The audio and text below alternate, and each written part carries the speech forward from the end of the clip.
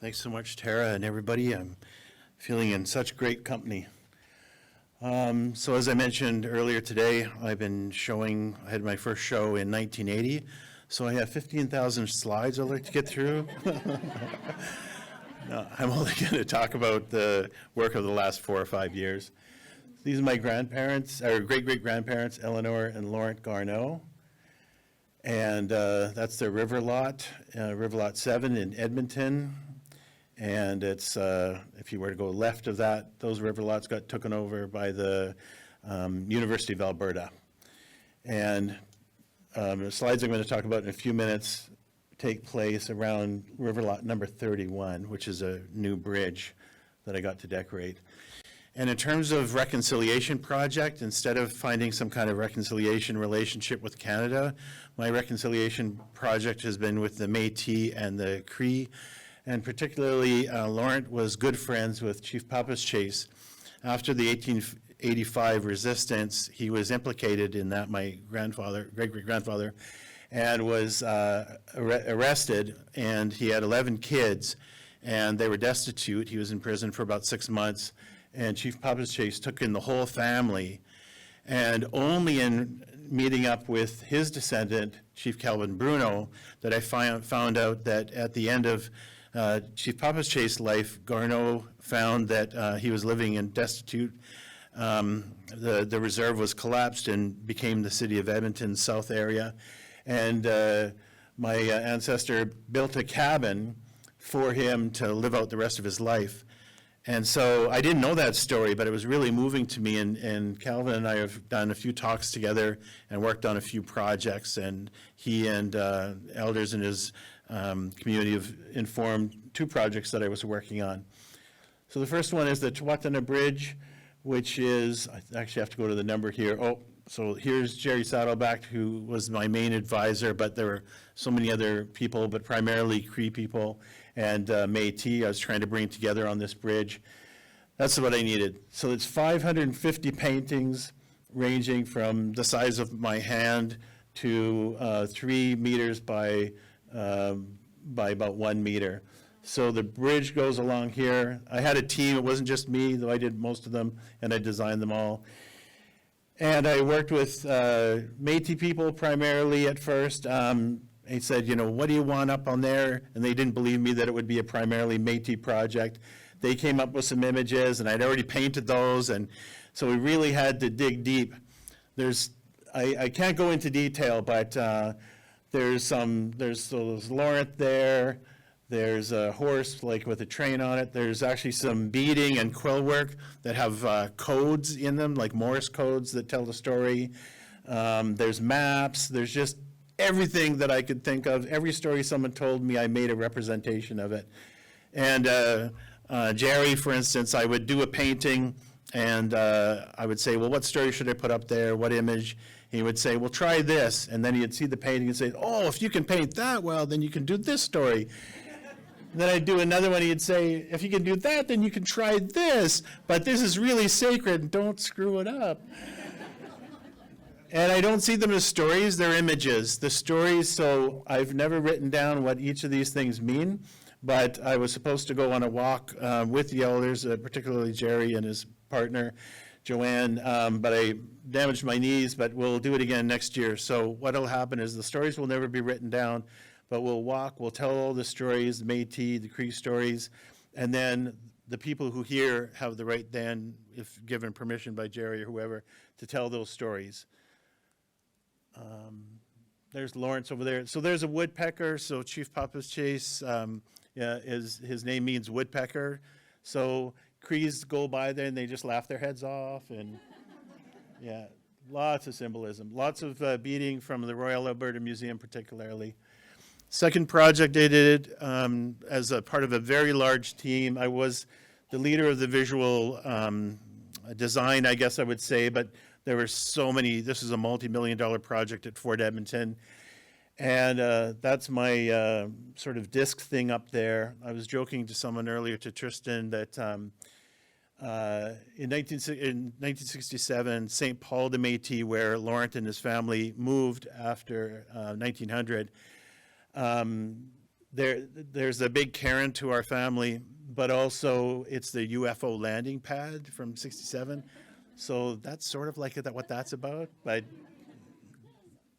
no need to know.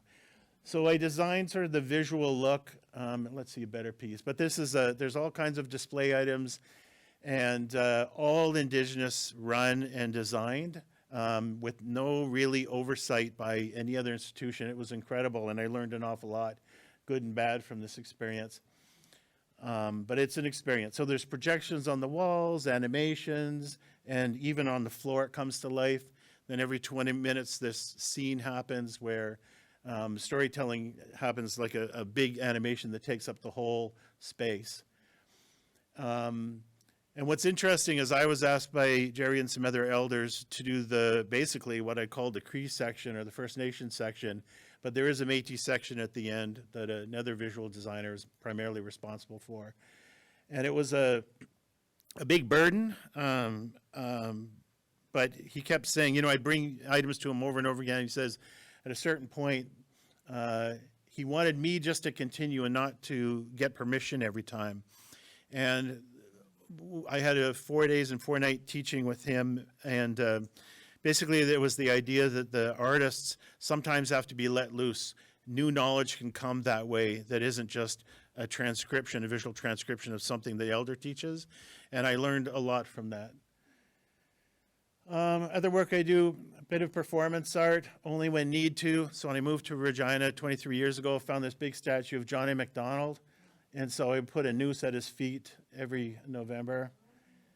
You go to Walmart, you buy this doll of John A., and you open up the package and you put a noose in and put it back for kitties to get.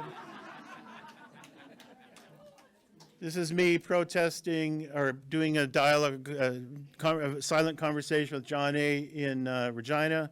That statue was taken away.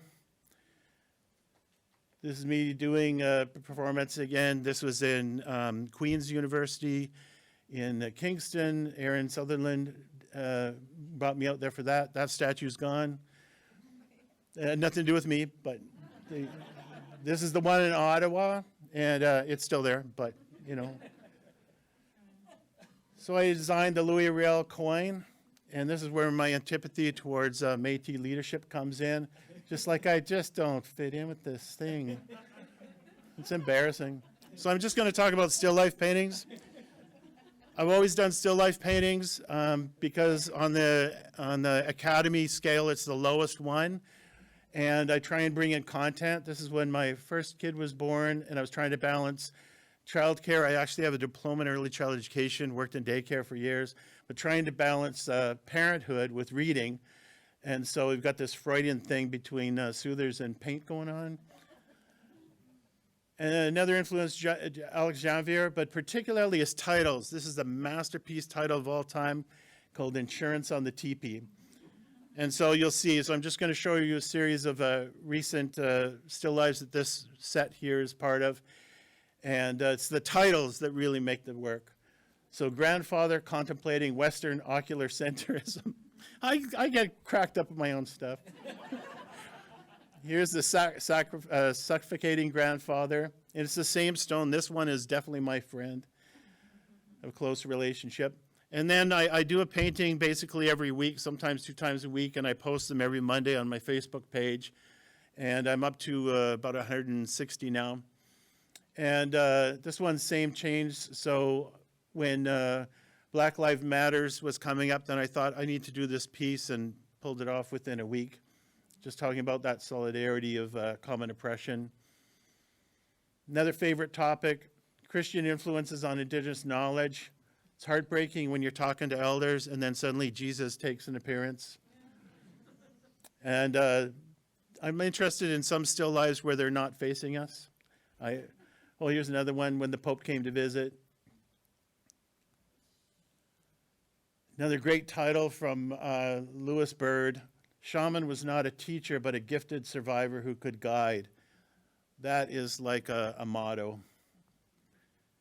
Healing alone.